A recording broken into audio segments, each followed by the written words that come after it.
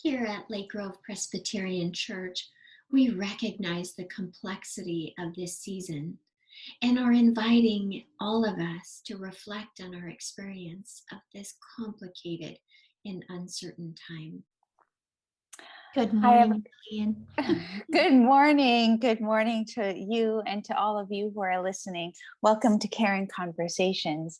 And we are so glad that you're taking time to join us in this conversation today as we share about, kind of that feeling. What do you do when either you or someone you love are going through a difficult time? And I think I'm just going to say that. What do you do? What are you supposed to do? What are you supposed to say? And maybe, Susan, you could help guide this conversation based on that feeling of what am I supposed to do?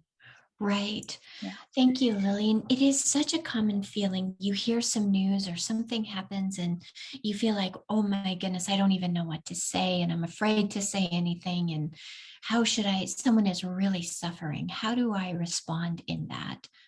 And it can be really easy to grab some tools to help us feel better because nobody likes the feeling of I don't know what to do.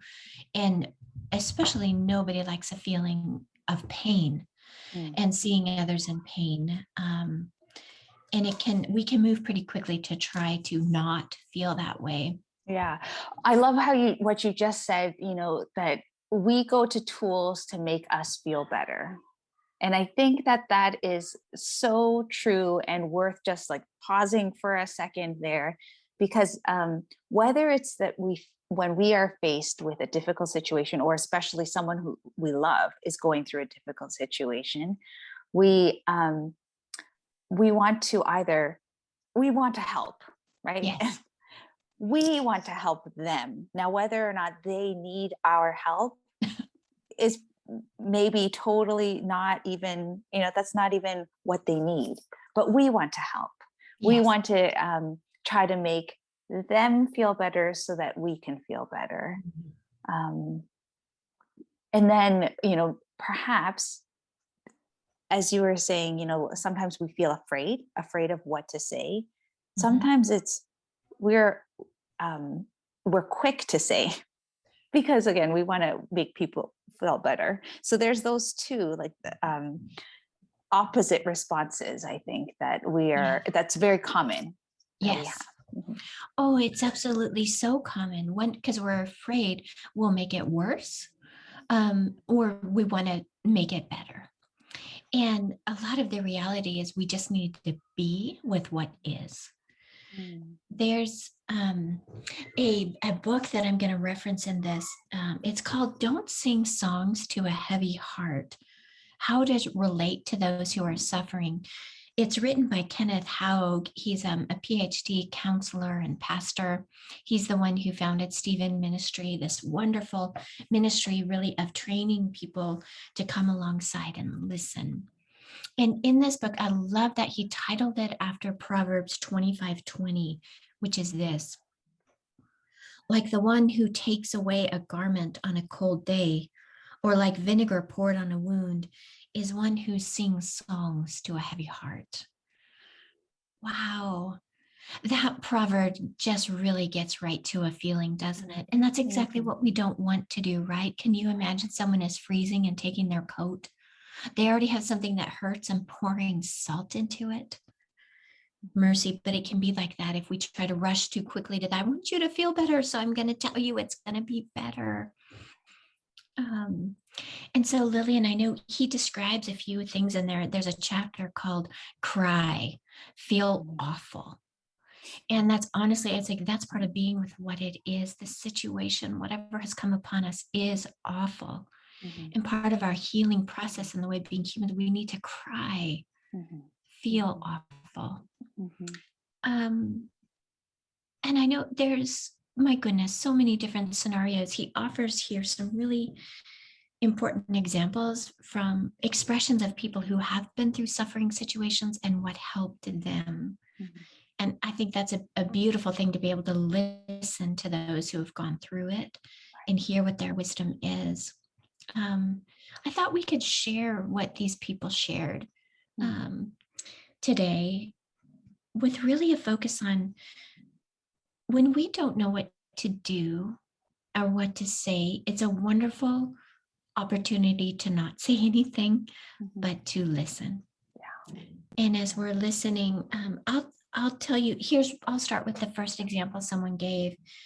They say this: my brother died from a drug overdose. A few let me tell this story over and over. They let me be sad without trying to change me. Mhm. Mhm. And so let me just read on the second example. When I was divorced, a close friend was an excellent listener. He was there for me whenever I needed him and did not offer any simple answers or pat advice. Hmm. Here's another example. After infertility treatments, I lost my twins at 21 weeks. A woman from church whom I knew only casually called and shared that she had lost a child at 34 weeks. She came over to my house and just sat with me, just sat and listened and cried with me. That was irreplaceable. The next example is my friends asked me to do the things with them I had always done, and they were willing to stop and listen to my pain whenever and wherever it came out. Mm. And one more. When one of my parents died, the ones who helped me were the ones who said little. You know, Lillian, these are all examples of people who were, it seems in the very first gift they offered was their presence. It was a presence with, and if we looked at that, we'd want, the first one, they just let me be sad. They let the person be how they were. They were there when they didn't offer any simple answers or pat advice. Nobody knows what to do in some situations. Just being there and a listener. Mm-hmm. Another one who was able to identify with that experience of losing a child, where they sat, listened, and cried. And then another where friends kept doing, and this one is obviously there has been a loss or a deep change somehow, but friends kept doing, they didn't avoid old patterns and ways of doing things, kept inviting and just letting the person feel how they were going to feel, and let it come out how it would need to come out. And then that last one, the ones who helped when their parents died, they said little. I think, goodness, what a gift. We call that the ministry of presence, right? Which I think the Yes. title seems very high and mighty, but really it is just, that is what Christ did for us, was to be present with us. And we have opportunity to just be present with people who are going through difficult times. And, I can think, even personally, when I think of when did I really feel cared for by a Christian brother or sister, it wasn't because they gave me some really wonderful advice, because I don't remember.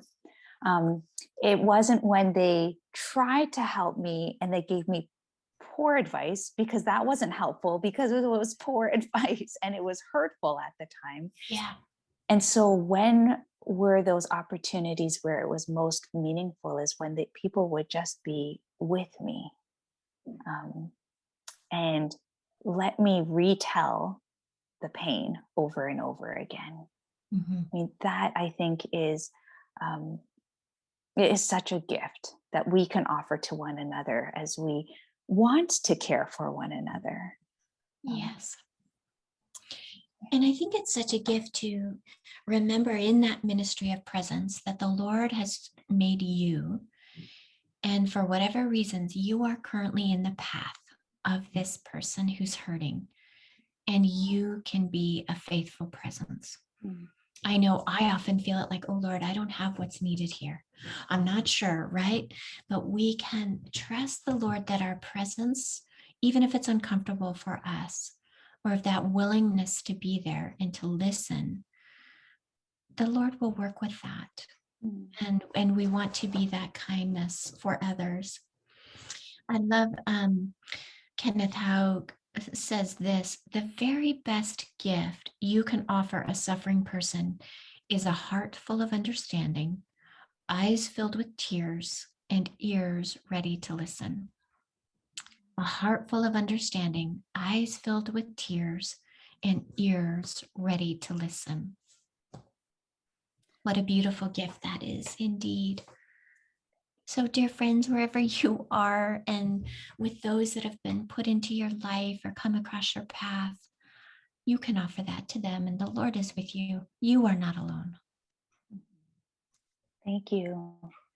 Thank you all for joining us again for this episode of Caring Conversations. And thank you, Susan, for reminding us of the gift that we can offer through Christ, who lives and breathes in us and with us. Mhm. Until next time, for all of you, take care.